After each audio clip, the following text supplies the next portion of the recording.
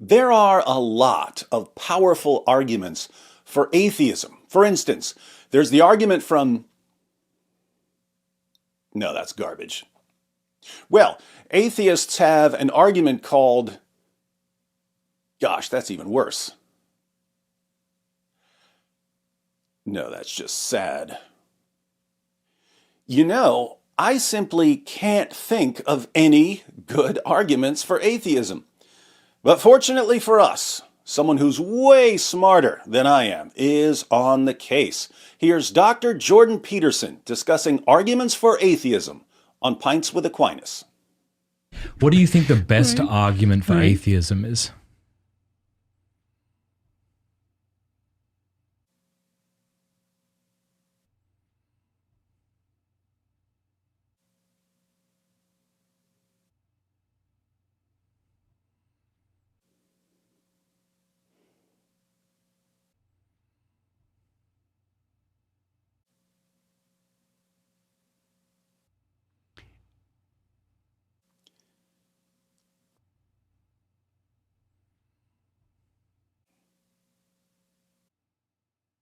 I don't think there is a good argument for atheism.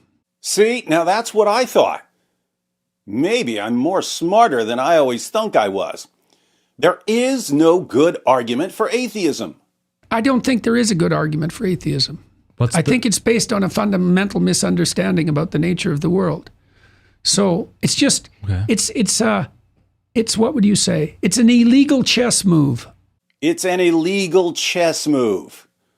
What, you thought you could just take the king out of the game because you're an atheist and you don't know how to mate? But there's a problem with Dr. Peterson's response. The question wasn't, are there any good arguments for atheism? Of course there aren't. The question was, what's the best argument for atheism?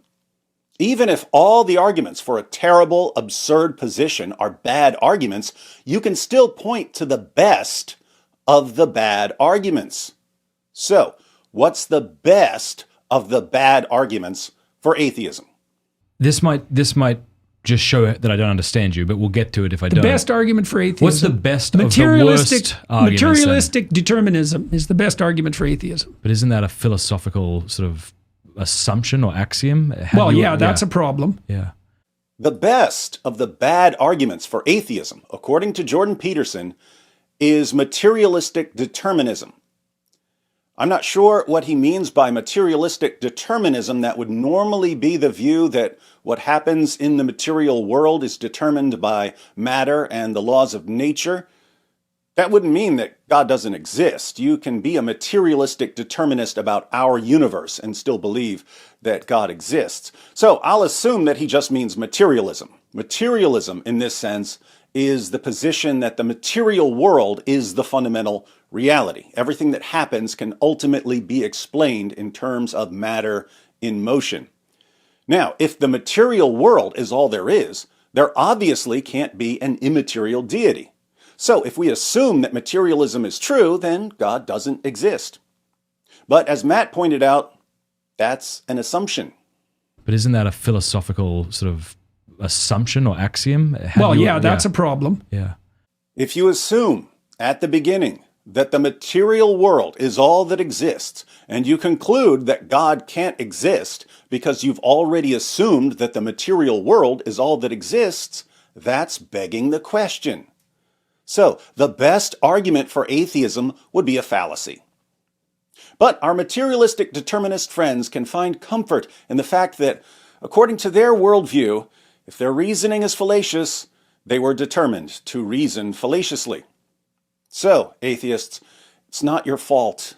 The universe made you like this. But suppose what we really mean when we ask, what's the best argument for atheism, is, what's the most effective argument for atheism? What's the most effective argument for atheism? Here, the answer isn't really an argument. It's not a fallacy. It's a manipulation tactic. Join our group and you're smart. Don't join our group and you're dumb. Atheists smart. Religious people dumb. Us smart. Them dumb. Them no smart. We smart. Them dumb. If you can convince people that they magically become the champions of some prized virtue just by joining your group and running around screaming, "Sky Daddy, Sky Daddy, Sky Daddy, Sky Daddy, Sky Daddy, Sky Daddy, Sky Daddy, Sky Daddy, Sky Daddy, Sky Daddy," you're going to win a lot of converts. That's why atheism took off in the early 2000s. A bunch of gullible young people boarded the good ship Cheap Ego Boost on a one-way trip to Fantasyland. But let's invite them to planet reality for a moment. Falling for low-level manipulation tactics and the fallacies you'd hear about on day one of a logic class doesn't mean you're smart. Patting yourself on the back and bragging about being champions of reason and science doesn't make you champions of reason and science. Living in an online echo chamber of "we smart, they dumb" gives you absolutely no reason to think that you're smarter than anyone else. Stop boasting for a while. Close your eyes and think deeply, and you'll realize.